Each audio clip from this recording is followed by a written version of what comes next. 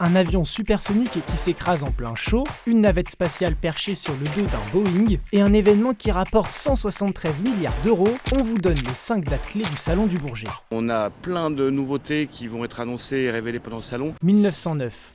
Le premier salon de la locomotion aérienne voit le jour au Grand Palais à Paris. À l'affiche, Louis Blériot, pilote français, vient de traverser la Manche, c'est l'exploit de l'année. 100 000 curieux font le déplacement en quelques jours et il devient la star de l'événement. Le grand succès du salon, plus de 135 exposants et des milliers de visiteurs entraînent sa réédition.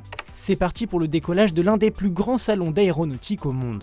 1927. 18 ans plus tard, Charles Lindbergh traverse l'Atlantique à New York-Paris sans escale en 33 heures. Il atterrit au Bourget et là, près de 200 000 personnes l'attendent. Le Salon international de l'aéronautique et de la locomotion aérienne devient alors connu de tous les Américains et du monde entier. 1953. Fini Paris. Le salon s'installe définitivement à l'aéroport du Bourget. Pourquoi ici ?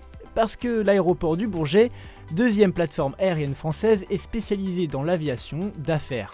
Ça signifie peu de trafic, donc plus de place pour le public. C'est parfait pour un show aérien XXL. Cette même année, un avion franchit le mur du son devant le public. 1973. Le Bourget est endeuillé, le Tupolev Tu-144, rival soviétique du Concorde, s'écrase en pleine démonstration. Il se disloque près de Goussainville. Bilan 14 morts, dont 6 membres d'équipage. 1983. Cette année-là, la star n'est pas un avion, mais une navette spatiale. Enterprise, le prototype de la NASA, traverse l'Atlantique sur le dos d'un Boeing 747. Oui, vous avez bien entendu, l'image va faire le tour du monde. Le salon du Bourget prend une autre dimension. Et au fait, ça rapporte combien tout ça ? Eh bien, on a sorti la calculette et accrochez-vous, 173 millions d'euros de retombées économiques, dont 151 millions pour la région Île-de-France et près de 30 millions d'euros pour la Seine-Saint-Denis et le Val d'Oise.